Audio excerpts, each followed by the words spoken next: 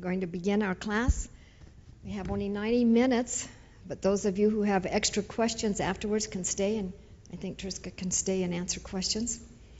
And I see more is coming. Have you enjoyed these sessions in the afternoon? We have one more after this, not next week, because that's on the memorization, but the following week will be hydrotherapy. Very, very important. Hydrotherapy, you can do things with it.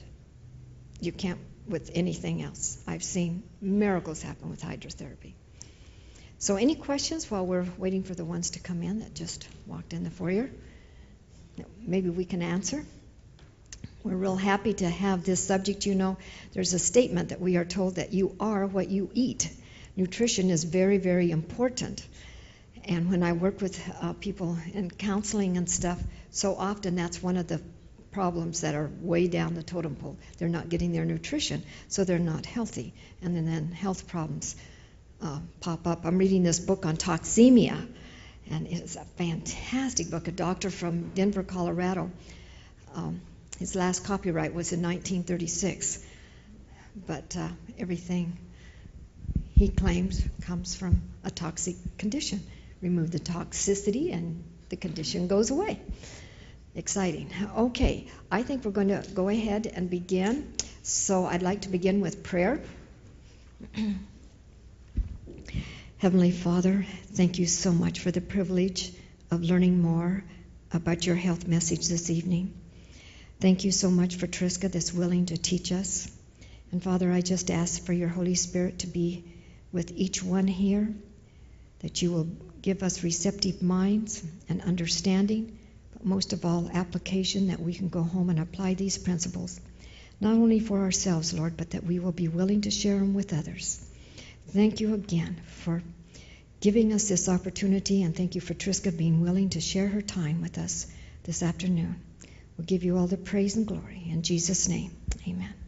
So Triska Ibarra, we want to introduce you. I asked your oldest daughter if they were going to help. She has 3 lovely girls, but she shook her head no. So Triska, okay, you're on. All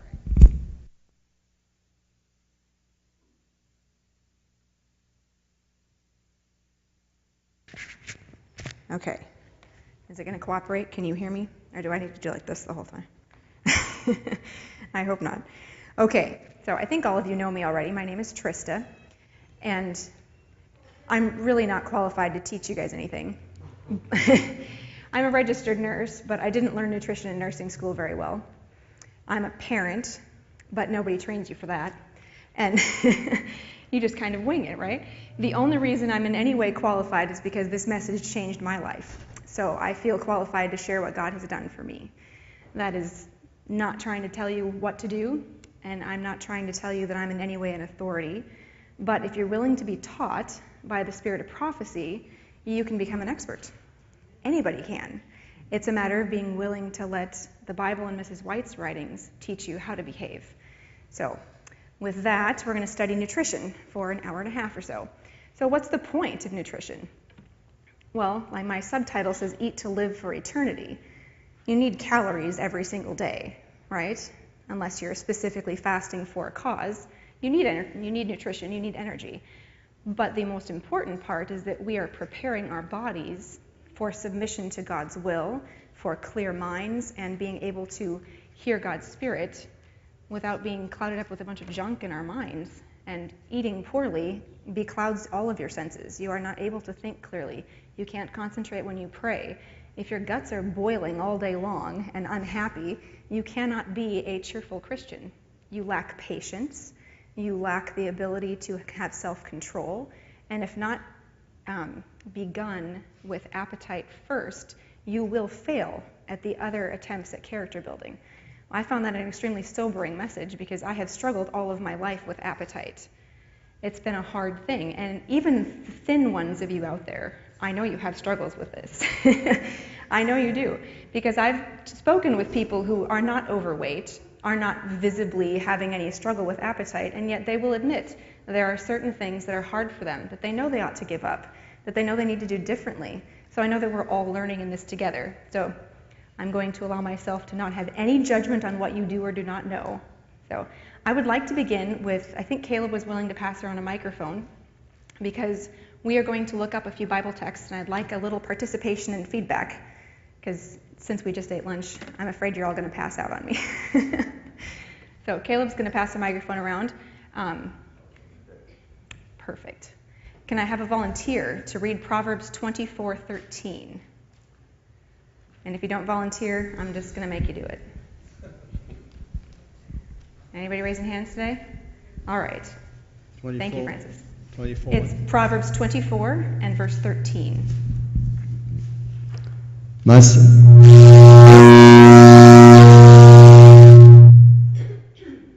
oh, no, it's nothing. Oh, yeah. My son, eat honey because it is good, and a honeycomb which is sweet to your taste. Amen. So God wants us to enjoy the things that we eat, right?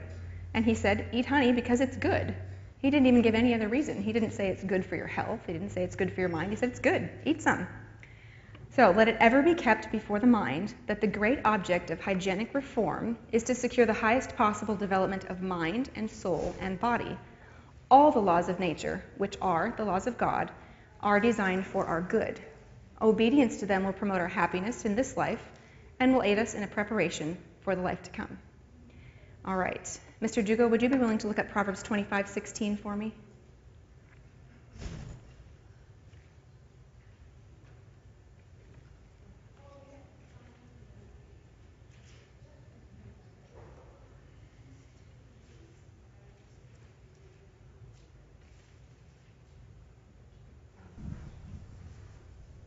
Proverbs 25:16. Hast thou found honey? Eat so much as is sufficient for thee, lest thou be filled therewith and vomit it. The lighting's terrible in here. I'm sorry. The lighting is bad back there where the lights are down. Okay. Hast thou found honey? Eat so much as is sufficient for thee, lest thou be filled therewith and vomit it. So God said, eat honey because it's good, but don't overdo it or you'll vomit. That's the same advice he gives us on nearly all of the beneficial food groups. Eat it, enjoy it. It's yours for the taking. But if you overdo it, you'll be sick. So there's always a natural law consequence of our going outside of God's advice to us. So in this class, all I'm attempting to answer for questions is what we should eat, how much, and when. Those are the only three ones I'm going to cover because nutrition is an absolutely enormous topic, and I could probably lecture for several days and not cover everything you need to know. So we're going to start with pretty basic stuff today. The most important thing is to know where to get your answers. So I'm going to have, let's see, anyone back there? Mr. Stewart, would you be willing to read 1 Corinthians 10:31? And if somebody else wants to read them, feel free to volunteer before I call out names. 1 Corinthians 10 and verse 31.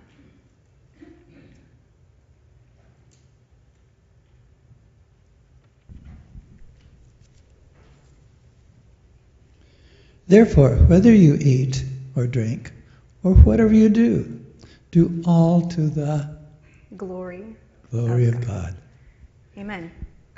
So I think that's a pretty safe guideline for nutrition. If you are confident that what's on your plate and heading for your mouth is going to glorify God, you're on pretty safe ground. I know you all know the story of Daniel, even in the little kids' books. You know the story of Daniel refusing to eat the king's dainties and delicacies and drink the king's wine. You know the story. He refused to eat it and stuck to the diet that he knew was best, and God absolutely blessed and honored his life with a level of sanctification that is not seen normally. He blessed him and his 3 friends far beyond what he was able to bless any other people mentioned in the Bible, aside from a few rare cases. And it was begun in his life as a child, and at the decision point, his first big temptation recorded was on food, was on appetite, just like Christ's first big temptation was on appetite. I don't think the Bible makes a mistake there. I think they're letting you know you have to win this one first, and then you get the blessings. Then you achieve the sanctification that you're so desiring. And it's a gift from God. It's not something you achieve on your own. But the choice is yours. That's where God leaves it with each of us. All right. In order to know what are the best foods, we must study God's original plan for man's diet. He who created man and who understands his needs appointed Adam his food. Grains, fruits, nuts, and vegetables constitute the diet chosen for us by our Creator. So whoever made you should know how you work, right? So if your Toyota minivan dies, like mine did not too long ago, you call Toyota and you say, help, this isn't working right. What should I fix? And they know how to fix it because they're the ones who designed and made it, right? Same thing with your body. God designed it, He made it, He knows the fuel you need to run it properly. All right. I'm going to read Genesis 2:29. Anybody want to volunteer for this one? You're all too shy today. Milo, you want to read Genesis 2:29? Sorry to pick on you, you just got in here.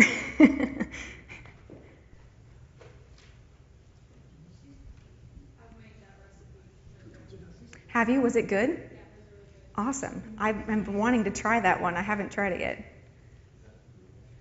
Our Sunday assistant at the office, she told me about this. There's only 25 verses.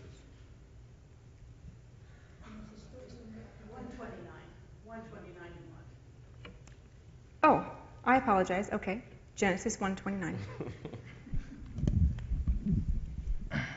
And God said, See, I have given you every herb that yields seed, which is on the face of all the earth, and every tree whose fruit yields seed, to you it shall be for food. All right. Here's a quote from Councils on Diet and Foods. Grains and fruits prepared free from grease and in as natural a condition as possible should be the food for the tables of all who claim to be preparing for translation to heaven. I think that's pretty impressive advice. And natural condition as possible. And I found this picture and I thought, it just looks so pretty. And it's very natural looking. Everything's in its pretty whole state, and yet it's beautiful. And I feel like food should always be beautiful. I don't want to eat something that doesn't look nice. And for some reason, there are some vegans out there who seem to think that everything should just look like mush. I don't know.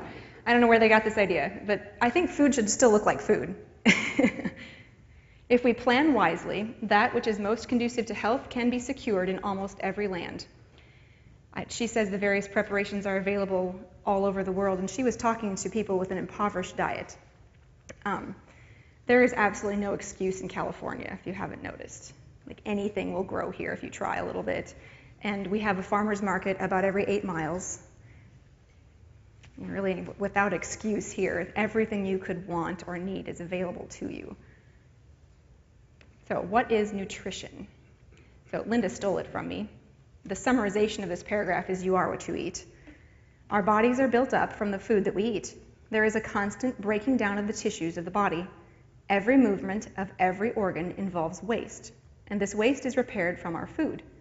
Each organ of the body requires its share of nutrition. The brain must be supplied with its portion.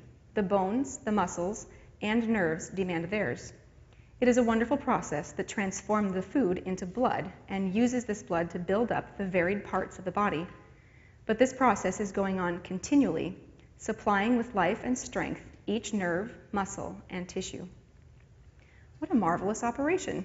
Your body is continually rebuilding itself. So I guess if you thought about it, if you were eating an unhealthful diet for years and years and years, the really excellent news is that if you switch and begin eating healthfully, your body will then use those better products, those better nutrients, and you can rebuild your body. I think that's pretty amazing. All right, so everybody's in those grade school textbooks, like probably 4th grade, they teach you the food pyramid, and down in the bottom they have, cereals, and then in the middle they have meat, and then you might get a few fruits and veggies, and Doritos are at the top. So this is what is recommended to most children in school. So I kind of have a problem with that. I think it's bad. So I found this one, and I thought it was way superior. So this one is a kind of a grain and bean-based diet, but with huge, generous portions of veggies and fruits and nuts. The nuts being somewhat less generous because they are extraordinarily calorie and fat-packed. They are good for you, but you can still overdo it with those. So I found a couple of other ones, similar, like a food plate divided or a pyramid. And there are some that are recommending all of the base of your diet being greens. And I think, honestly, that's a little unrealistic and expensive. So there are several people out there recommending that. And Dr. Furman, someone I will quote later, does recommend that. And he has had some success treating cancer and heart disease with that approach. But it is expensive. It's a little more time-consuming to prepare. And not everyone will be able to tolerate that diet. I personally believe that a diet based on your grains, which are cheap, easy to prepare, and for most people easy to digest, is a good place to put your base of calories for the day. Some people aren't able to tolerate those if they're not, and especially if they're not well cooked, and I understand that, but I really feel that this is a more sensible approach, and it's one that anyone can do. Anyone can afford lentils. Like, I don't know anyone who can't afford a bag of lentils. They're still, that's like the only thing in the grocery store that's still $1. Even a loaf of bread is $5 anymore. So I think this is a sensible approach to how to look at your plate. And this is on a bigger meal, and it doesn't have to be all in one meal either.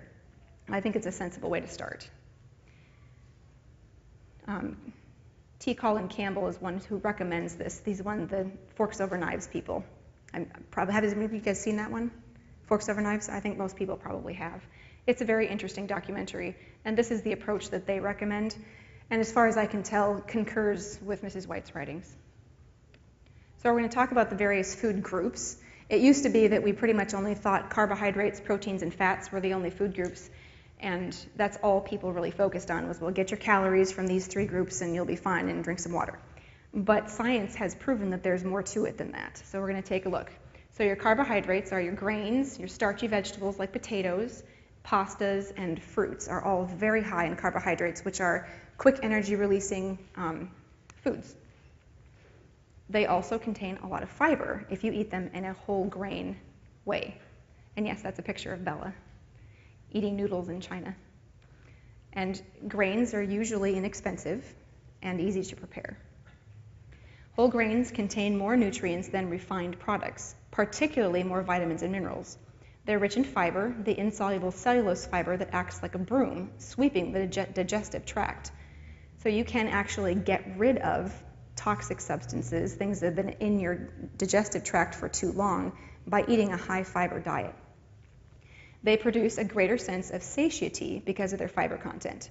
So if you choose 2 pieces of Wonder Bread, you're going to be hungry a lot faster than if you choose 2 slices of whole wheat bread, because the fiber actually will swell in your stomach and make you feel full, which is a good thing, because I think a lot of Americans eat way beyond the point where normally you would stop and you'd be like, okay, that's enough. We just keep eating because we never reach that sensation of I've had enough until you're honestly uncomfortable. And it's a really bad habit that Americans have because of the enormous abundance here. It's a blessing, and unfortunately, we as a people have turned it into a curse. So that's no good. Recently in Barnes & Noble, Robert even saw a diet book called The Bone Broth Diet. I was like, that sounds wonderful. I don't know. The thing is that there's just so much error out there, and if you go to any bookstore, there is a whole section devoted to diet fads and cookbooks that don't make any sense, and it's honestly just a little overwhelming. And we have several friends at work that are nurses, intelligent people, I think, and they've spent thousands of dollars on crazy diets where you can have 1 leaf of spinach a day and then the rest of your diet is meat. I'm like, so they've lost weight, but I'd like to see their kidney function tests. I don't know. I think it's a bad plan, but there was even a recent study at Harvard University that demonstrated that more whole grain products eaten, the lower of non-insulin dependent diabetes, which is your type 2 diabetes. So a lot of diabetics, when they first learn about their diabetes or pre-diabetes, are told, oh, no carbs for you. Don't ever eat any carbohydrates again. Well, that's extraordinarily bad advice because they're never going to get any fiber without the whole grain products. And I feel like as a nurse I should be able to teach people more, and I've found that they listen to the doctor better than me, even though I spend all day with them. I find that very frustrating. But people have been told so much erroneous information that they don't really recognize it when you're telling them something true. So if you happen to be diabetic out there, be really careful whose advice you take. Even if it's your doctor's, take it to a source that you trust before you start a new diet of any kind. So let's look at whole grains just a little bit. But my picture doesn't quite fit on the whole screen there, but there's essentially 3 parts to a grain of wheat, but it's similar in all of your whole grains. So you've got the bran on the outside, you've got the endosperm, which is the starch in the middle, and you've got the germ. Whole grains include all of those 3 parts. On rice and several others, there's actually a husk that has to be removed too that's really hard to chew and digest. It is wisest to eat the whole grain just as it is provided by nature, since it contains the ideal proportion of nutrients. Some see grains and grain products as foods that only provide carbohydrates and calories. However, whole grains in particular are a good source of protein, minerals, and vitamins. Oats and wheat are the most protein-rich grains in relation to their caloric content, which is good for those of you who think that the only place you can get protein is in steak. But the whole grain is extremely important. Every piece of that has a role to play in your health. All right, I only highlighted 3 grains because these are the ones that I see people cooking and using mostly. There are so many out there. In fact, dear, do you have the book? I'd like to show you. We're going to start with oats, so you can see kind of just a brief list of everything that's in there. But I was reading this book, and I forget the name. He's going to grab it for me. It's fascinating. It's a list of most of the major items of food that people eat. So it goes through oranges and apples and various grains, and it's just really interesting. It gives you their, I guess, biophysical profile is how you describe it for a human. I'm not sure what it is for a plant. But yeah, all of the nutrient values and what's found in each of them. And it makes me want to eat more good things. The more you read about that, you're like, wow, I need more of that.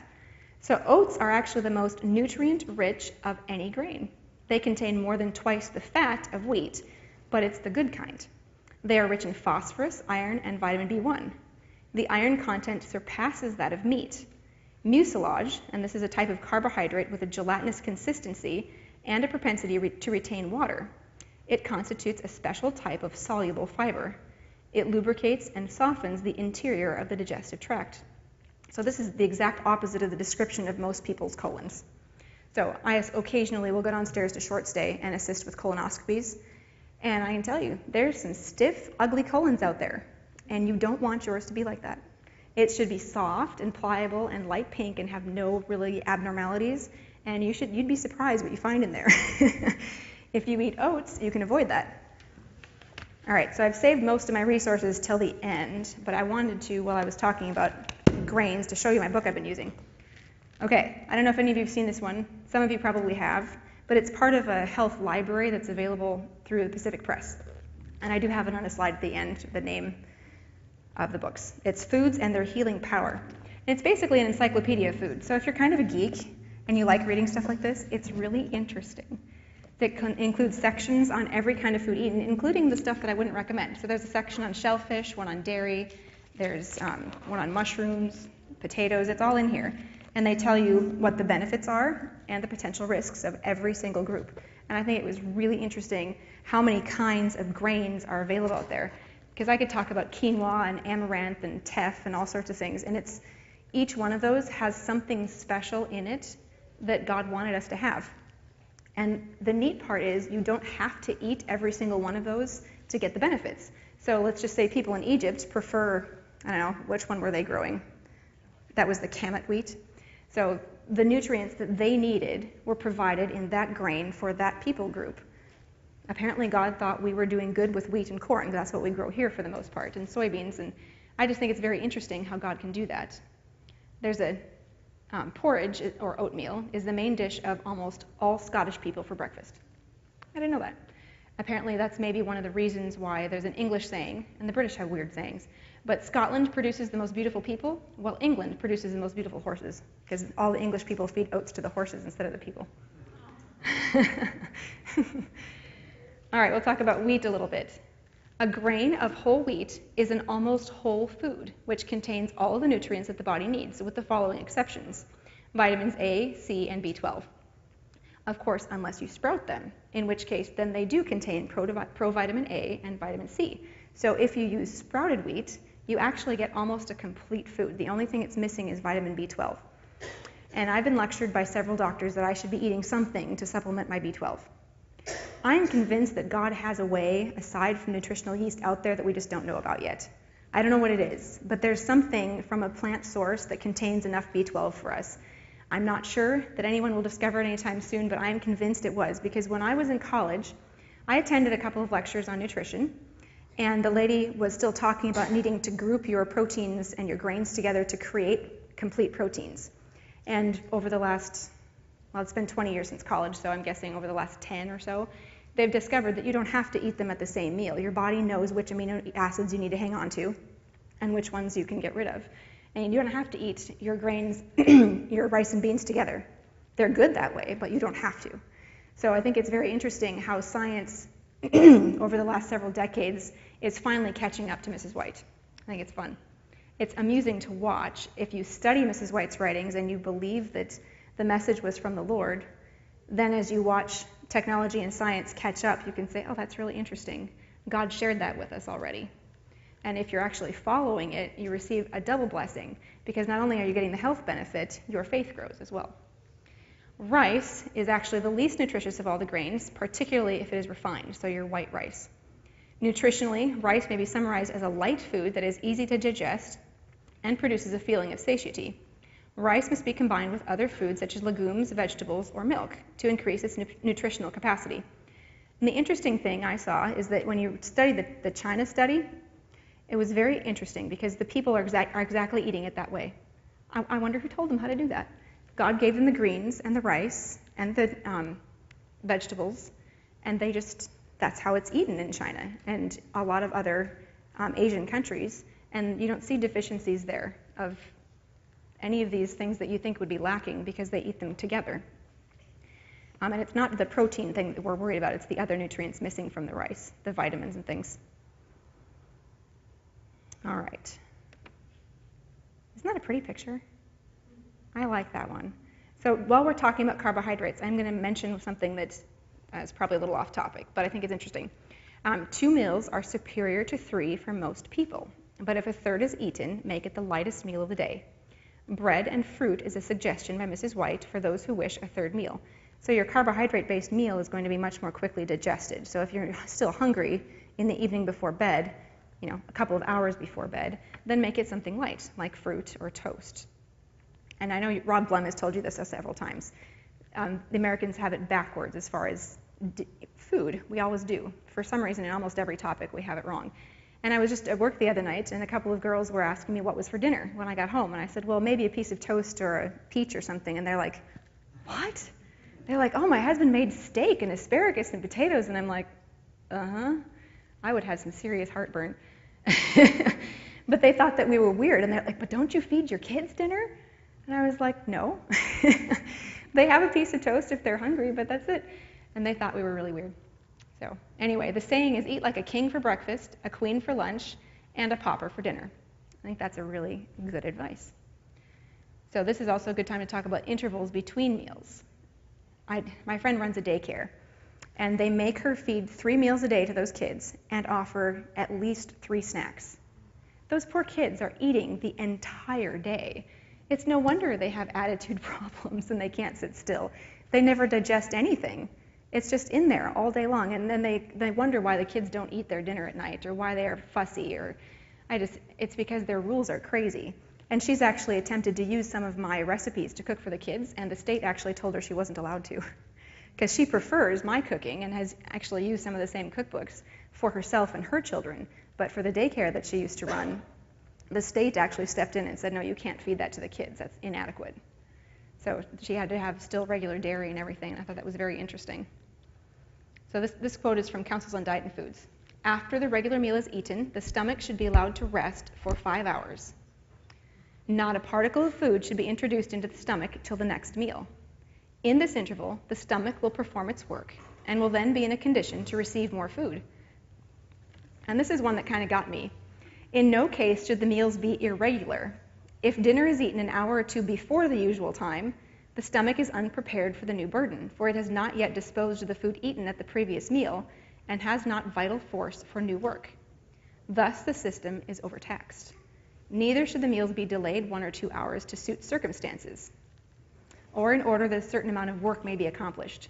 Okay, so that's the sentence that got me, because I am a little irregular sometimes at home. Sometimes there's laundry to do, and we're in the middle of a homeschool project, and lunch is just whenever. So I've been a little convicted in reading this myself that we need to be a little more careful about staying on a regular schedule, and that next time Mom and Dad decide to visit, maybe we should just make them eat on our schedule. I don't know. Last time my parents visited, my parents eat at 7, 12, and 5, and they have their whole entire lives, which is fine. That works for them. But we're not used to that. We're used to eating like 8 and 2, and that's it. And it works for us. And when they're there, we all are like, oh, I'm not ready for lunch. And Grandma's like, when's lunchtime? Like, Grandma, you're overdoing it. And I love my mother, and she's a good cook. But it's just that their schedules and ours are just not the same. It's hard to be with people that you don't eat the same as. It kind of throws off your whole life for while they're visiting. So you should be generous and able to compensate for others, but still be a little careful to maintain a good schedule for yourselves. So I felt convicted on that this time. I'm going to have to work on that. Sorry, girls. I know they were all saying, is it lunchtime already? We're not hungry. And I'm like, Grandpa sat down at the table. I guess it's time to eat. So we'll work on that for next time. And there's a couple of words. I know this is about nutrition, but there's just a teeny bit on fasting that I thought was really interesting. All right. Intemperate eating is often the cause of sickness, and what nature most needs is to be relieved of the undue burden that has been placed upon her. In many cases of sickness, the very best remedy is for the patient to fast for a meal or two, that the overworked organs of digestion may have an opportunity to rest. A fruit diet for a few days has often brought great relief to brain workers. Many times, a short period of entire abstinence from food, followed by simple, moderate eating, has led to recovery through nature's own recuperative effort. An abstemious diet for a month or two would convince many sufferers that the path of self-denial is the path to health. And I think I'm going to write that on a 3x5 card and take it to work, because you would not believe how bitterly people complain when they have to be NPO for 6 hours. It's so crazy. They act like they're going to starve to death. Okay, NPO, non per os, Latin for you can't eat anything. Sorry, nursing thing. Anyway, so you have to make patients not eat for a few hours so they can have a test, or because their pancreas is going crazy and they have to rest their digestive system. And you tell them, I'm sorry, but you can't eat. And some of those patients would honestly rather suffer the ill effects of the excruciating pain that their pancreas is causing than miss a meal. Really, it's crazy. People act like they're going to starve to death in just a few hours. And I think, had they been taught when they're young to fast a meal here and there, they wouldn't suffer so. And it really is genuine suffering. These people are uncomfortable not eating because their whole lives are eating. And it's not just 3 meals, it's 3 meals and snacks. And these people are not comfortable ever unless they're doing something digestively or chewing. And I feel sorry for my patients, but it's something that I think we need to work on once in a while. Take a day and just let your digestive system rest. All right, so next food group, proteins. What do you think of that big juicy steak up there? Okay, so I will admit I used to eat that way. And I used to look like I ate that way about 65, 70 pounds ago. And it's a blessing to not have that still sitting in my digestive tract. Unfortunately, this is the diet that all of my friends think is so healthy. They're all thinking that they can just eat whatever they want protein-wise, as long as they just avoid, the evils of carbohydrates. This is what they're thinking. And it's an extremely pervasive myth. Just go ask anybody out in the public if they've heard this. And it used to be Atkins. The current one is Paleo. I think there are a couple of other ones out there. I don't know the names of everything, but they're extremely popular. And several of our friends absolutely won't even hear of eating a carbohydrate. Like, I make homemade bread. It's 5 ingredients. Like, there's nothing bad in it. And they say, oh no, I couldn't eat that, I'd get fat. I'm like, you are not going to get fat eating a piece of whole wheat bread. But they're convinced they do. So, I don't know. Pray for me to be more effective in sharing with my friends and patients at work. So the average American diet contains, I don't know, something like 5 times more protein than is necessary. Because I've had people ask, well, where do you get protein if you're a vegetarian? Well, we'll answer that in the next slide. But here's what happens to people who eat too much. They take in far more nitrogen than they need, and it results in kidney disease. It places a strain on the kidneys, which must expel the extra nitrogen through the urine. People with kidney disease are encouraged to eat low-protein diets. And I've seen what we call a low-protein diet at work. I don't know. Did they change anything on the plate? It's the same they feed everybody. It's crazy. We serve the exact same meal tray to every single patient. Diabetic, renal, they may remove or exchange one thing. And I just think it's really bizarre. There's no real attention to the effects of diet on disease, other than just taking away food entirely for a time. We do that once in a while, but it's more for testing purposes than for therapeutic ones. And I think if we employed it as a therapeutic process more often, people would really benefit from it. All right, so in 1997, report of the World Cancer Research Fund and the American Institute for Cancer Research, Food and Nutrition, well, that's quite a name, noted that meaty, high-protein diets were linked to some types of cancer. And I think when I was preparing for my previous class last fall, I read that I think it's the World Health Organization is now classifying red meat as dangerous as smoking tobacco for cancer causing. So, yeah, that's a pretty serious thought, isn't it? And we all know smoking causes cancer, although 100 years ago we didn't. And when Mrs. White was writing these things, smoking was actually prescribed to people for their cough. Can you imagine? Now anymore, in California especially, if you smoke, people are like, oh, I can't believe you smoke. It's become a stigma, which is probably a good thing, but I think red meat should be right up there, and it's not yet. Osteoporosis and kidney stones as well. So diets that are rich in animal protein cause people to excrete more calcium than normal through their kidneys and increase the risk of osteoporosis. That is especially true of milk. The more milk you drink, the more calcium you leach out of your bones. It doesn't put it there like people think it does.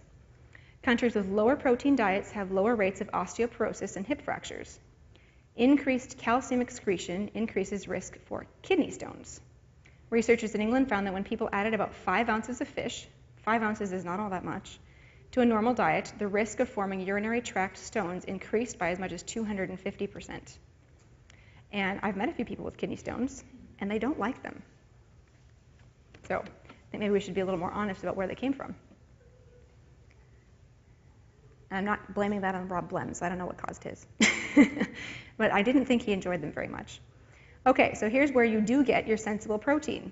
Whole grains, legumes, which is your lentils and peas, and vegetables. So all you really need to do is consider the packaging. You're getting adequate amounts of protein either way, from your vegetables and legumes or from meat. So, but what do you want to go with it? In your legumes and your beans and your veggies, you're getting antioxidants, vitamins, minerals, fiber, and the protein. Okay, so then on the other hand, you eat meat. You get cholesterol, carcinogens, you get diseases. So I think you should just choose your packaging more wisely, right? You're going to get the protein either way, because your body will assimilate the protein from meat. But why would you want that other stuff? Like, I don't want that. Yuck. Isn't that a nice picture too? I like those almonds. Nutritional research has also discovered that plant-based protein from a wide variety of sources adequately supplies all the essential amino acids required for a healthy body. It is not necessary to consume a complete protein at every meal. The body's innate intelligence utilizes the protein from multiple meals to provide the necessary building blocks. Aren't you glad that your body is smart enough that it actually outsmarts you sometimes? I think that's pretty neat. In addition, every bite of plant-based protein offers the extra health benefits of fiber, antioxidants, phytochemicals, vitamins, and minerals. So how do you get more plant-based protein into your diet? So if you're actually worried about more protein, there are some wonderful options out there. So I pulled a couple of lists. Spirulina. It's a little green powder, I think, isn't it? Okay, got it. Blue-green algae, sprouts of any kind. Doesn't matter what you sprout. If you sprout it, it's good for you. So I hope you all go home and sprout something. It doesn't even matter what. Dark green leafy vegetables. Okay, what's that, everybody? Yay, it's kale. Okay, kale, spinach, collards, all that stuff. Chard, yes, good stuff. Mustard greens. Any dark green leafies, and if your kids don't like the look of kale, put it in their smoothie. It's fine. You can trick them all kinds of ways that way. There's something in here called Sun Warrior protein. And I was like, what's that? So I went and looked it up. It's a vegan protein powder. So if you're really working out and think you need more protein, I guess you can get a vegan protein powder. I think that's cool. I didn't know that. I'm not sure I'd recommend that anyway, because it's probably still hard on your kidneys, but it's interesting. Other good sources are tofu, quinoa, lentils, hemp seeds, bee pollen, pumpkin seeds, and almonds. That's a pretty good list. There's lots more out there. And if you look at some of these charts in here, almost all of your legumes contain adequate amounts of protein. All right, so next up is fat. And everybody's like, oh, fat. I don't want to eat fat. You don't want to get fat, right? So we avoid fat. Well, that's not healthy. You should have some, but we just need to be careful where we get it from. Because most of us think, oh, I need fat, let's pour on some olive oil. Well, no. That's not how we do it. Okay, so this is from Councils on Diet and Foods again. Olives may be so prepared as to be eaten with good results at every meal. Can you imagine? I don't eat olives at every meal. I guess we could. The advantages sought by the use of butter may be obtained by the eating of properly prepared olives. The oil in the olives relieves constipation, and for consumptives, and for those who have inflamed, irritated stomachs, it is better than any drug. So olive oil, as it's found in the olive, will actually soothe your digestive problems. As a food, it is better than any oil coming secondhand from animals. So far superior to lard or butter. Okay, so everybody talks about, okay, so you're a vegetarian, no wait, vegan, but you still eat eggs, right? I'm like, well, no, that's not really what a vegan is. And then you say, well, plant-based, huh? Yeah, a lot of people have some confused ideas. In fact, several of our coworkers have asked, well, but surely you still eat some fish because you're going to die if you don't, right? I'm like, well, I'm not dead yet, so I think it's okay. But anyway, what you get in the package here, you get the fat that you needed and the protein, but you also get 250 milligrams of cholesterol. And I don't know if you've really studied cholesterol too much, but that's a lot. It's more than you need because your body can actually make enough and more than you need. The only time in your life you need cholesterol is in infancy, when you're a nursing babe and you get it from your mother's milk. You don't need to eat it. So, you know what cholesterol does? I think you've all heard that it clogs your arteries, and it damages them, and it makes them not only clogged, but hardened, so they don't have their natural stretch capacity. Yes, Denny? Isn't the cholesterol in eggs and animal products also part of the LDL rather than the HDL? That's correct. So your bad cholesterol is higher, and it even inhibits your ability to retain the good cholesterol. That's bad. All right. And this was an interesting quote I found, too. This is just talking about Mrs. White, and she has extremely sensible advice on this, on dairy and eggs. She says that if your diet is difficult to enhance, that it's okay to continue milk and eggs so long as they are safe. But that was written 120 years ago, when farmers actually knew the names of their cows and chickens. I don't think that happens anymore. So farming is a big business and is a huge industry, and chickens and cows and whatever else people are eating are fed with drugs and hormones. They never leave their yard, and then they're killed. And they live a horrible, tortured life. And that's what you get to eat. Did you know you get to eat that cow's fear and bad emotions and depression? You get to eat that too. I'm like, I'd rather not. Great care should be taken to obtain milk from healthy cows and eggs from healthy fowls that are well fed and well cared for. So farmers who knew the names of their chickens and cows. I don't see that happening too much anymore.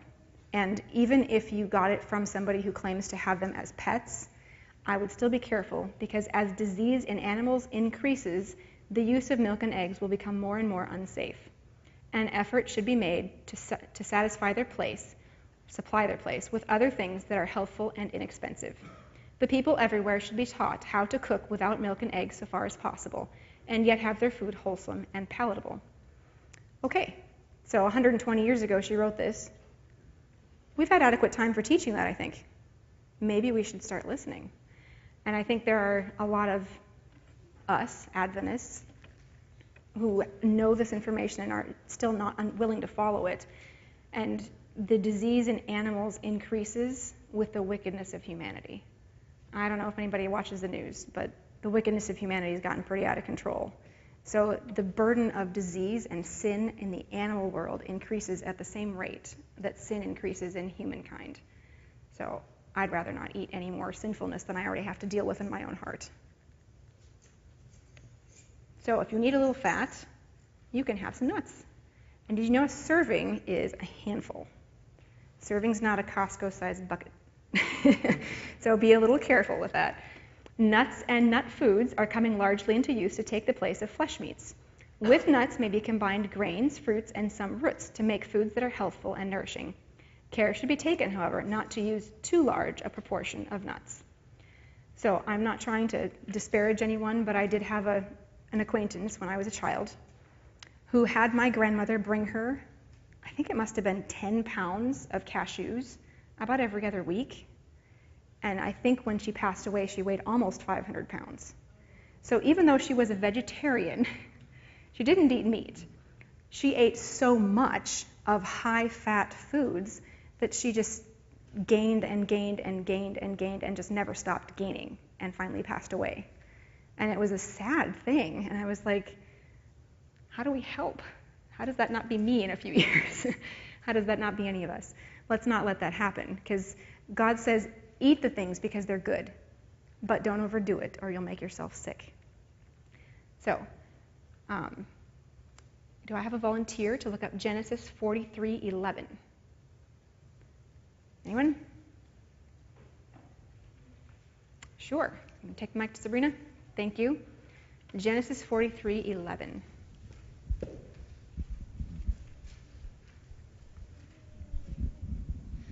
And their father Israel said to them, If it must be so, then do this.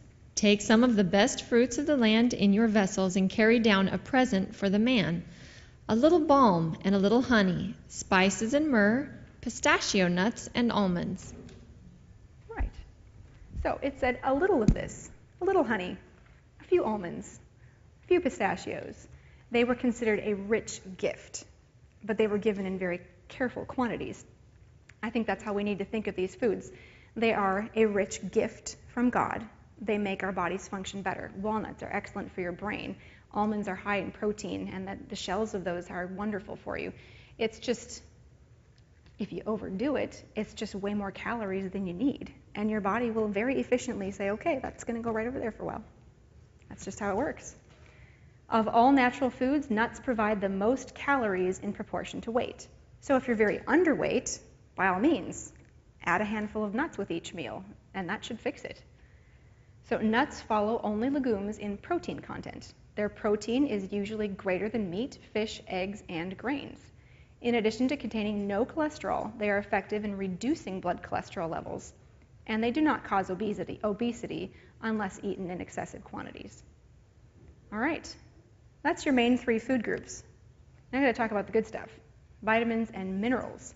And this is just a really short list. There's lots more of them. And we're not going to have time to talk about every single one of them.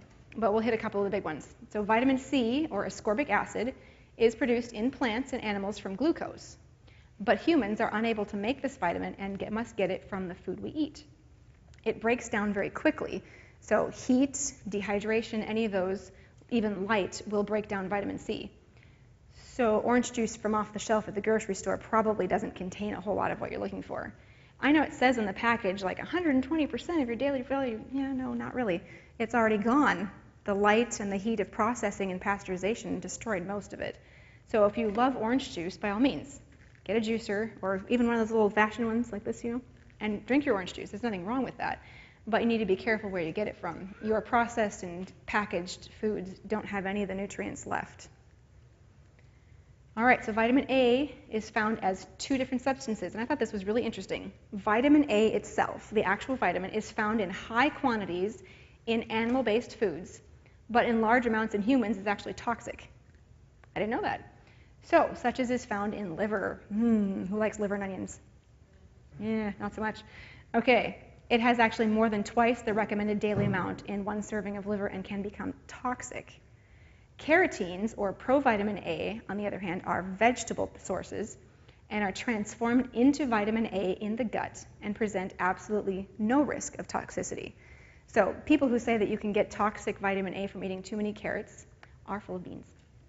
It is found in all orange and red fruits and veggies, with carrots and peppers having the highest amounts, so your red peppers. Some dark green leafies contain this too, like spinach. And vitamin A is involved in numerous body processes: vision, growth, bone and tooth development, maintenance of the skin and mucosa, which is the sticky part on the inside of your lip. That's your mucosa. That's also what's all the way down your digestive tract, so you kind of want that healthy. And protection against cancer. So that's a pretty good list. You'd like some of that, right? So carrots and red peppers in their raw form is best. There are extreme virtues actually to cooked carrots as well, but the vitamin A is actually higher in the raw ones. Vitamin B family, B1, B2, B12, B6, they're all in that same family, including niacin and folates are contained in the B vitamin complex. B1 is also called thiamine, which is essential to the production of energy. Thiamine is essential for the metabolism of carbohydrates and is found in whole grains and some seeds and nuts. This vitamin assists with stabilization of the nervous system. It promotes mental health and balance. Deficiency of this vitamin causes nervous disorders, digestive disorders, circulatory disorders, and beriberi, which beriberi is like a really serious case of not having enough of, and that's something that's usually only a tropical disease. It doesn't really happen here. Yes? Back to the vitamin A. Yeah. Carrots, by making carrot juice, would you still get just as much of that good? Homemade is fine. You can smash it all you want. All you're getting rid of is the fiber. Yeah. Yep, that's fine. Just not the canned stuff from Odwalla or whatever. All right, so the B vitamins, what I found was very interesting in this is it all makes sense now to me. I didn't realize why we give thiamine and folate to our alcoholic population. It's called the banana bag, and I didn't really know why we gave it. Well, it's because an alcoholic is extremely deficient in these, and that would explain some of the nervous disorders and the addictive disorders. It's because the alcohol has robbed their body of these substances, and then they now no longer have the control, so now they're depressed, their nervous system is out of whack, and they feel the need to drink more. So it's no wonder when they come in that they need these things. It's an interesting thing that I kind of figured out while I was studying. All right, so we'll just take one example here to represent our vitamin and mineral category. Who doesn't like blueberries? They're good, right? All right, it's a humble little seed. It's only like this big little fruit. But cranberries and blueberries contain quinic acid, a substance eliminated through the urine. This substance acidifies the urine and helps prevent the formation of calcium phosphate calculi. You know what calculi is? Stones. We don't like those. Kidney stones are not fun. And it helps prevent UTIs. So, again, not the ocean spray stuff, but get some actual raw cranberries and juice them, and you're going to go, ooh, because they're sour. But you can actually reverse and prevent urinary tract infections with that. And blueberries can do a similar thing. Yes? Blueberries have, if I understand correctly, almost twice the amount of the quinic acid as cranberries do. They might. I haven't looked at that in the book, but they're in the same family, so they both have those, and they're extremely beneficial. Blueberries also act to protect the walls of the capillaries and veins because of their anthocyanin content. They reduce inflammation and swelling in the tissues. Their regular consumption is recommended in cases of swollen lower extremities, varicose veins, and hemorrhoids. The anthocyanin also improves retinal function and visual acuity. Blueberries and cranberries are highly recommended in cases of diabetes, hypertension, and arteriosclerosis. So that sounds like about 60% of the adult population of the United States, right? Everybody has diabetes and heart disease and atherosclerosis. And blueberries, they're told, oh, too many carbs, you can't have those, when they would actually extremely benefit from them in their diet. All right, and this is a class of, they're not really nutrients in the traditional sense in that they don't provide calories, but they're a newish thing that's been discovered over the last, I don't know, probably 25 years or so. They started looking at this more seriously, phytochemicals and antioxidants.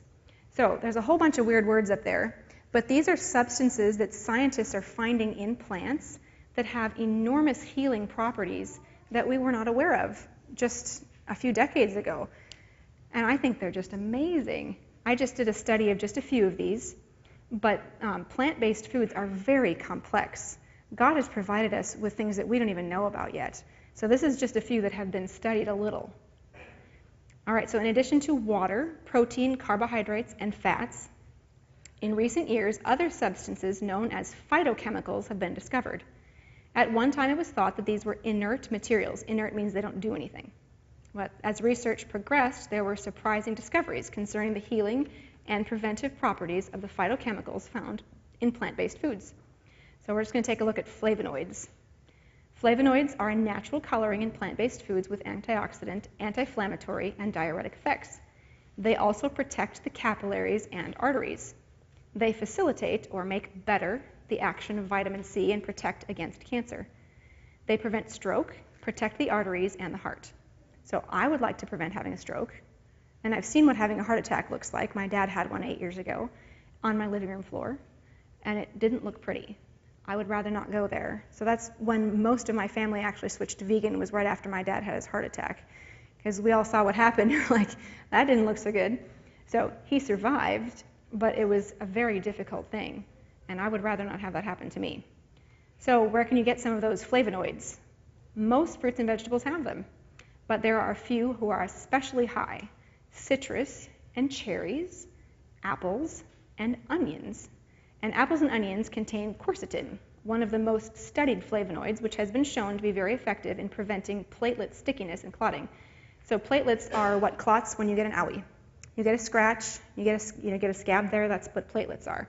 And you want that to happen when you cut your skin, because you don't want to be bleeding outside of your skin. But if that happens internally, then you have a thrombus, which is a blood clot that travels to your heart, and you have a heart attack.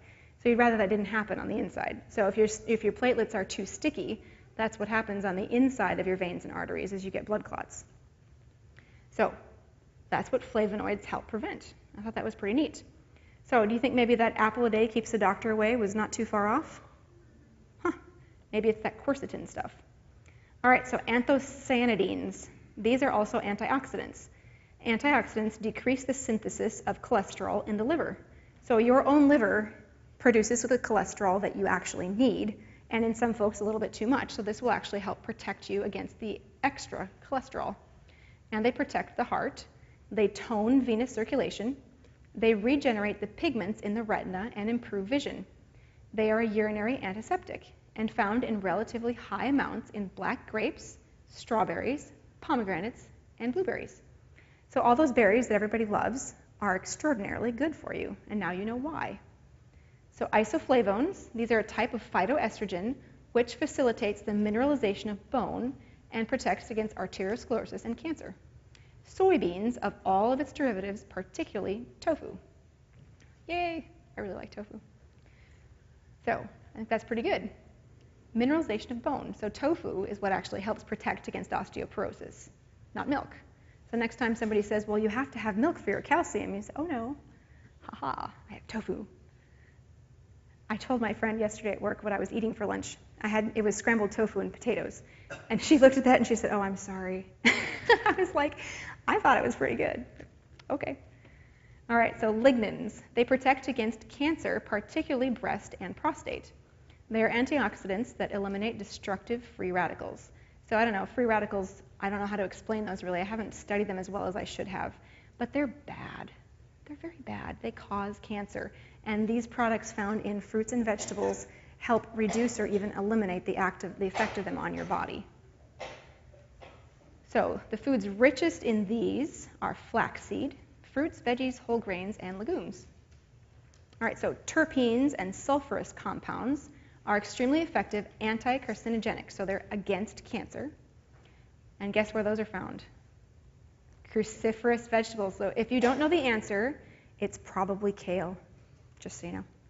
Kind of like in Sabbath school, the answer is always Jesus. Here, the answer is always kale. You can't go wrong if you eat more kale. Phytates, antioxidant found in whole grains and legumes. And we don't really even understand the effect of every one of these specifically. This is just the beginning of what science is beginning to understand about all the good stuff. So we're going to take a look at lemons. Everybody loves their warm lemon water in the morning, right? Margot and Rob have told you to do that. You should be doing it, right? Okay. Vitamin C stands out in the lemon's composition, only slightly less than oranges. However, the most interesting components of lemons from a dietary and therapeutic standpoint are not its nutrients, but rather its accompanying substances or phytochemicals. The recent discovery of these substances in foods and their remarkable preventative effects on cancer and other diseases is one of the greatest advances in nutritive science. Organic acids, among which citric acid is predominant, potentiate the action of absorption of vitamin C and have an antiseptic effect. Flavonoids, which are found in the peel and the pulp of the lemon and serve as powerful antioxidants, neutralizing free radicals, slowing the cellular aging process. So as your cells age faster, you age faster, and you have the risk of getting cancer. And terpenes give citrus their unique aroma. So when you squeeze an orange or you peel it and that nice kind of that sharp citrusy smell, that's what causes that. The most abundant of these is D-limonene, with its proven detoxifying and anti-carcinogenic effects. So every once in a while, maybe you'll grate a little of the peel in there. That's good for you too. All right, so in studying for this, I've also been using this little book. This is really interesting. You've probably seen the book Eat to Live. It's the same author, Dr. Joel Fuhrman. And he has a website, and he's a practicing physician that has claims of being able to cure and reverse heart disease and cancer with his diet. And it's fascinating because he's gone through and done Andy scoring. So I'll kind of do a little explanation as to what that is. The secret to a long life and disease reversal is to eat a diet lower in calories but higher in nutrients. Because what we've been doing is just worrying about getting enough calories. Well, I'm hungry, so I need to eat some calories. Well, yes, but you need the nutrients more than you need to worry about the calories. You will automatically get enough of those. Dr. Fuhrman's health equation here, and I think it's chapter 3, is H equals N over C, which is health is dependent on nutrient per calorie density of your diet. So, nutrient per calorie. How much of that do you think, I don't know, chocolate cake has? Not much. Okay, so per calorie is like 1, 2, not much at all. How much do you think kale has? It's 1,000. So the scale is 0 to 1,000. There are actually foods out there with a 0. Probably shouldn't eat those. The index assigns a score based on adding up most of the vitamins and minerals they deliver for each calorie consumed. So this isn't even taking into effect phytochemicals. This is just vitamins and minerals as opposed to just caloric content. The index assigns a score based on adding them up. So kale scores 100 along with several other of your leafy greens, some of which are pictured on the screen. Well, Coca-Cola scores a 1. Probably don't want to do a lot of that. So kale, collard greens, mustard greens, and watercress are on the top of the list. Incidentally, those are the same foods listed earlier in our cancer-fighting powerhouses. So the Andy scoring system is kind of fun. I don't know that you really need this, but it's a very interesting little booklet. And he has in here what they're worth. So each food gets a point, or a point system. So almost all the fruits and veggies are 200 or better. And other stuff, not so much. I forget where the actual list is here. But it was a very interesting little book. If you'd like to get a copy, it's only a few dollars on the internet, or you can find it at some of the bookstores too. I just thought it was helpful. Eat to Live was also an inspiring book by this man. He has an interesting method of scoring, and I think if he starts to consider phytochemicals, that his scoring system probably won't change a ton, except that I think that some of the fruits and vegetables will have more points. Because I think he gave apples like a 150 or something, and I was like, I think they deserve a better score. Yes? Nutrient density is the title of the book or something else? No, it's called the Nutrarian Handbook. By Dr. Joel Fuhrman. And his premise is that we need to consider how many nutrients and the quality of those we're getting per calorie of our food. So spend more time thinking about what's in it. All right, which is good advice considering this is what's happening in the United States right now. So the first hamburger is a portion size in the 1950s. If you went out to eat at a hamburger stand in the 1950s, you would get a hamburger literally smaller than the child-sized one today. You would get like 6 French fries and a 7-ounce soda. You know how little 7 ounces is? It's like this big.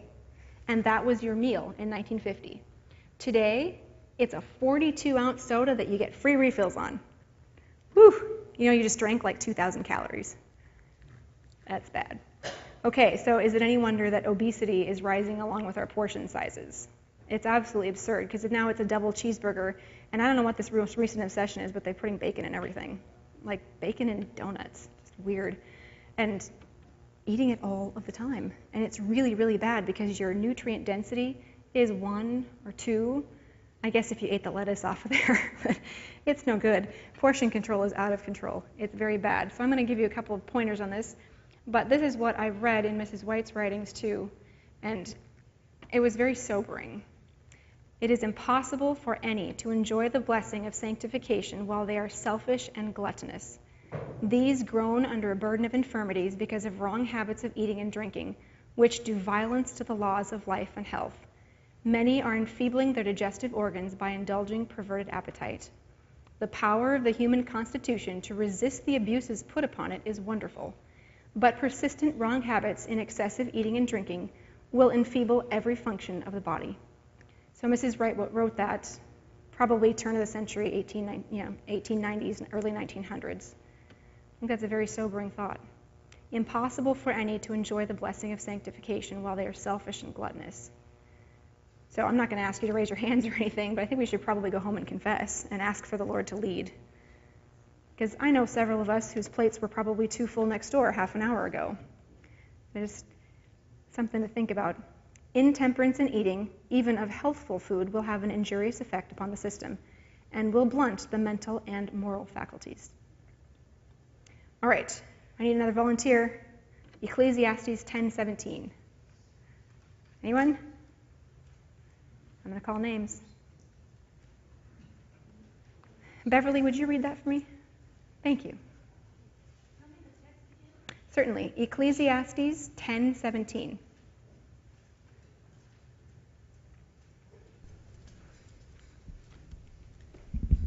I want to share with you this text. It's a beautiful one. Very good. 10:17, is that what you said? Correct.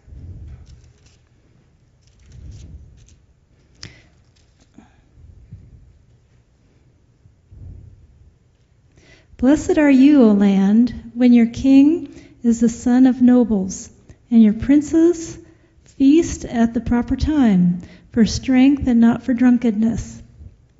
Amen. For strength and not for drunkenness.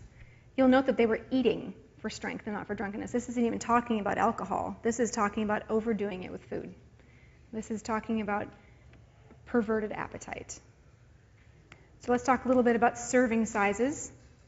So I will admit I have a slightly skewed opinion of what a serving is, because I love breakfast cereal, and a serving is like 2 bowls this big. Okay, so that's wrong. It's way too much. A serving of rice, pasta, fruit, or vegetables is about the size of your fist, or 1 cup-ish, give or take. If you have great big man hands, maybe you need that many more calories, but about a cup is a serving. A cup of pasta is not much on a plate. So if you've ever actually done these servings, measured it in ounces or measured it in cups, it isn't a very big portion. So I think we could take a lesson from our friend Francis. The French have it right on this one. Their portion sizes are much smarter than American portion sizes. They really do eat pasta the size of your fist, and that's it. No seconds. Just a serving, and then you're done. So a serving contains anywhere from 40 to 200 calories, depending on what you're eating. Pasta having more calories than a lot of your other options. So a handful, so just what fits in the palm of your hand, of nuts or raisins is 85 to 170 calories and is considered a serving. 2 handfuls of things like this. So it's like chips, popcorn, pretzels, like loose, fluffy things. Is 100 to 150 calories. How much can you really fit in your hand of potato chips? Like 6 chips in each hand or something? And you just ate 150 calories. Yikes. Because your daily allotment is, give or take, 2,000. So 2,000 is for the average active adult. If you're sitting at a desk all day, you need less. If you're small, you need less. If you're a great big man out logging, eat 4,000 a day. You may need that. But for most Americans who get a walk, maybe, you don't need all those 2,000 calories. So if you just ate 12 potato chips, you just ate probably 10% of your daily intake of calories. And I don't know anyone who's ever been satisfied with 12 potato chips. I don't think it happens. So look at your thumb. Everybody hold up their thumb. That's about an ounce of a fatty food. So like peanut butter or cheese, and it's over 100 calories for something the size of your thumb that's going to satisfy you and your taste buds for 20 seconds. Good stuff, right? That's about 170 calories. Ooh, be careful. All right, and a fingertip, so just the end from the first knuckle is about a teaspoon. And you can use to think of that as condiments, so like mayonnaise, cooking oil, or even refined sugars, so jams and jellies, your serving size is a teaspoon, like this, and that's about 40 calories. So I need to work on that a little bit. When I was reading and researching some of this, I was like, wow, I'm pretty sure I put 3 times that on my toast this morning. So I'm going to work on that. So pray for me. So I have a picture here of what 200 calories looks like of various foods. So you could eat a whole lot of celery. I don't know that you really want to eat that much celery, but that's about 200 calories, and I think you'd be full after eating all of that. You think anybody's going to be full after eating a handful of gummy bears? No, you're going to eat that in about 2 seconds and then go, where's dinner? That's not going to do you any good. And the one that gets me is the M&Ms. I really love M&Ms. I don't eat them anymore, hardly ever. Every once in a while I get weak and I have some, I will admit it. But look at that. That is totally disturbing. A serving size is smaller than a quarter of a cup, and it's 200 calories. Like, ouch. So I don't want you guys to go all obsessed and count every single calorie that you're ever going to eat again. I think that's unhealthy, honestly. But if you kind of just in the back of your mind, think about it. You know, this is a serving of pasta. This is a serving of jelly. You know, think about that when you're making choices. Because you can have 200 calories that just gave you a whole bunch of phytonutrients and all these wonderful vitamins and minerals. Or you can eat 200 calories that all they gave you was calories. You'd think it'd be easier to choose, right? All right, I realize that we struggle with this, but I would like you to pray about it because the portion thing is important. So that answers your how and how much to eat. And I thought this was very interesting. It's from Great Controversy. No, I'm sorry. That's backwards. Child Guidance. The importance of training children to right dietetic habits can hardly be overestimated. The little ones need to learn that they need to eat to live, not live to eat. The training should begin with the infant in its mother's arms. The child should be given food only at regular intervals and less frequently as it grows older. It should not be given sweets or the food of older persons which it is unable to digest. Care and regularity in the feeding of infants will not only promote health and thus tend to make them quiet and sweet-tempered, but will lay the foundation of habits that will be a blessing to them in after years.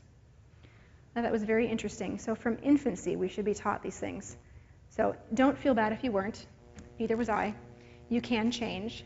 But what a disservice we do to our children if we don't teach them this from small. So I apologize, girls, for the mistakes that I have made. We will work harder on it from now on. But we are getting a few things right. This is actually Bella's favorite lunch. It's tofu, broccoli, and brown rice. And again, all my friends at work think that we're completely odd because several of them were talking about taking their kids to like In-N-Out or something.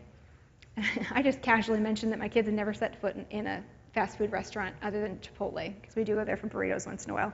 They're like, never? I was like, no, I think we stopped at McDonald's to use their Wi-Fi once. But I'm like, no, they've never been to one. And I'm like, well, I'm getting something right. So I'm glad of that, and I think that this is a really good lunch, honestly.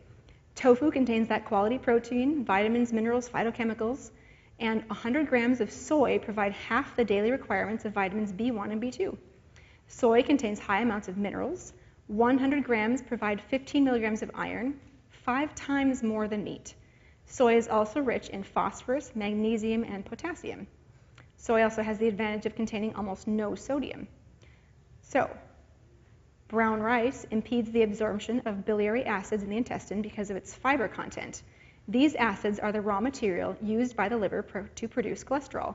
So when you eat brown rice, it actually sucks up all the precursors to cholesterol for you. That was pretty cool. Since rice contains virtually no fat and cholesterol, eating it in whole grain form has the beneficial effect of lowering blood cholesterol levels. Broccoli contains the exact complements of the vitamins that are missing in the soy. Isn't that cool? So it is rich in vitamins A and C, and it is highly recommended for cardiac and diabetic patients. And my kids like it. I don't know anybody that really, there's a few people I suppose who dislike broccoli. So I would put cauliflower or green beans in there instead. We happen to like the Chinese style broccoli. I think it's very good. All right, persons who have accustomed themselves to a rich, highly stimulating diet have an unnatural taste, and they cannot at once relish food that is plain and simple. It will take time for the taste to become natural and for the stomach to recover from the abuse it has suffered. But those who persevere in the use of wholesome food will after a time find it palatable. Its delicate and delicious flavors will be appreciated, and it will be eaten with greater enjoyment than can be derived from unwholesome dainties. And the stomach in a healthy condition, neither fevered nor overtaxed, can readily perform its task. Well, what a wonderful promise. So if you give it a rest and then start good habits, your system will revive and it will begin to work again. It's both a promise and a challenge. So I would like us to make a decision today that you're going to go home and do better. That whatever habits you're convicted on that need to change, find out what needs to change. Do a little homework. And then God will bless those efforts. So I have one last little final thought to add. This is a picture of our family from 4 years ago on vacation. Don't we look happy? I like that picture. All right, it is the duty of everyone to cultivate cheerfulness instead of brooding over sorrows and troubles. Many not only make themselves wretched in this way, but they sacrifice health and happiness to a morbid imagination. There are things in their surroundings that are not agreeable, and their countenances wear a continual frown that more plainly than words express discontent. These depressing emotions are a great injury to them health-wise, for by hindering the process of digestion, they interfere with nutrition. While grief and anxiety cannot remedy a single evil, they can do great harm. But cheerfulness and hope, while they brighten the pathway of others, are life unto those that find them, and health to all their flesh. So while you're making these changes, be cheerful. You will digest things better, you will have a better overall nutrition, and God will bless your efforts. So I don't want you to go home and think, oh, I can never have anything that tastes good again. Don't do that. Go home and say, I'm going to find the highest calorie, nutrient density food that I can find and learn how to prepare it so that I enjoy it. And you'll have to come to the next cooking school for that. And you'll have to try my kale salad because I promise you it is as good as dessert. It really is. For those of you who've had it, I know you agree with me. All right, so I'm going to give you a few resources. I used quite a bit of Counsels on Diet and Foods because I don't think you can go wrong going right to the source. So right here, it's a little book. It has a ton of information. It's good stuff. It's by Ellen White, and I think it is an extremely good resource. The Encyclopedias of Food and Their Healing Power. I'm happy to let you guys look at these afterwards. One of the books is all on the various food groups and their benefits, and the other one is actual specific food items and their nutrient values. Both of those were handy. I know I didn't read them word for word, but I might one day because they're really interesting. This one I actually have read word for word. I think it's a really good resource and you should read it. This one focuses more on disease processes and how to reverse and prevent them rather than the nutrients themselves, but it's extremely informative. So it's by Neil Nedley, who I know many of you are familiar with. We're going to be having his, what's it called? The brain one. Optimizing your brain coming up, and he has a really good brain. So I would trust a lot of what he says. I think he has very good information. That's one of the resources I used in preparing for today and for other things, and I think it's very handy. So also, that little Nutrarian handbook is very good. Physicians Committee for Responsible Medicine has wonderful information on nutrition. Forks Over Knives. You can go to nutritionfacts.org, and they have tons of little videos. They're only 1 to 5 minutes, and they're very handy. So nutritionfacts.org has all kinds of interesting stuff. But my very best advice is start here. Know what this says, read your Bible, and then compare what you find to this. Because even in doing research for this, I found all sorts of stuff that sounded great. It sounded like, wow, this has to be true. It makes so much sense. But it contradicted what I read in here. So be careful with your sources. Go home and study for sure. Feel free to use all of these resources. I feel like these are safe. But there are a lot of fraudulent opportunities for learning out there. So be very careful. If it disagrees with inspiration, chuck it and move on. That's my best advice on that. So I have a couple of minutes, and that's all I have to share for now, but I have all the time in the world for questions. Yes? So in terms of like cooking with oil and things like that, Mm-hmm. would be too much? Well, cooking with oil at all, I have discovered is kind of a no-no because it oxidizes and turns into a carcinogen. But if you are going to use it, a tablespoon on low heat, and use your cold-pressed oils. Best advice I've got for now. If you're not going to eliminate it, then use your cold-pressed natural oils and don't overheat them. And like a tablespoon or two. For those who like watch those cooking shows and like, just throw some olive oil. Yeah, no, don't do that.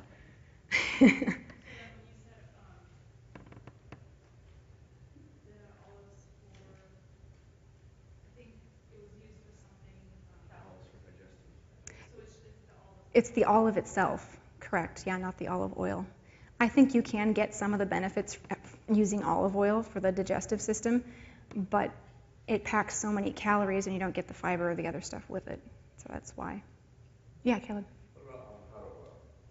I heard that you can cook it and it doesn't turn carcinogenic. You know, I haven't researched that. A whole avocado, by all means, eat them up. I don't really know about avocado oil. I do know from just a little bit of looking through all this that basically any extracted product is bad for you. So if you eat the whole plant, you can't go wrong. If you eliminate one product from it, oil or sugar or whatever, it's no good. It's in too much quantity for your body to handle. Anything else? Yes? What about greens? Do they have to be raw, or do you get the same if they're steamed? Same, no, but they're still okay for you steamed. You will lose some of the vitamins because they're broken down by heat. But there is still nutritive value cooked. So if your stomach likes cooked spinach better than raw, by all means, because you're going to eat this much of it anyway. Once you cook it, it's only this.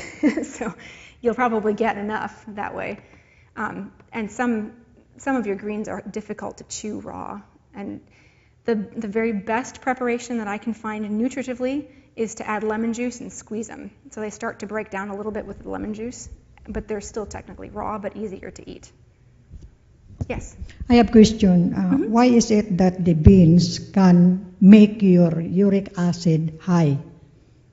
Why can beans make your uric acid high? Because I have that. I think I took for more than 2 years of allopurinol to lower it. Because according to my doctor, he says that, Naomi, you have a very high uric acid. I said, where did I get that? Are you fond of eating beans? That's my favorite. So that is now, I don't want anymore. You can't have the beans? Okay. The beans. So why?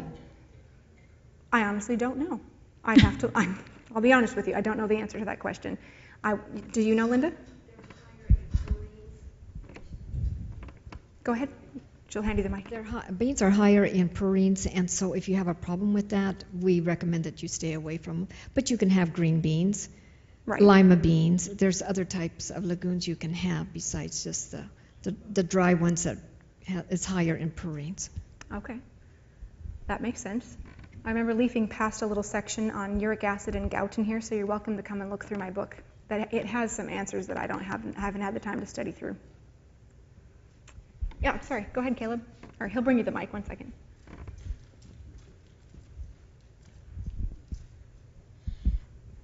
On the topic of the cooked kale and losing nutrients, you can actually put a little bit of lemon juice and salt on it. If it, chop it coarsely, and then mix that together, and it's good like it's cooked. Yeah, I agree. It's good stuff. Thank you for sharing. All right, any more questions?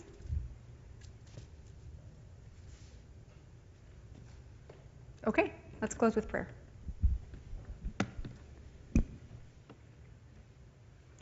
Dear Heavenly Father, Lord, I thank you so much for the privilege of becoming familiar with your health message, with what you want us to know about how to treat our bodies so that we're prepared to hear your voice. Lord, I ask for strength to follow through on my own convictions through studying today. And I ask that those present be changed by what they've learned and be willing to go and learn more. Because we know that once we live up to the light that you've given us, that you will give us more. Help us to overcome on this point of appetite and learn to live in your light. In Jesus' name I pray. Amen. Amen.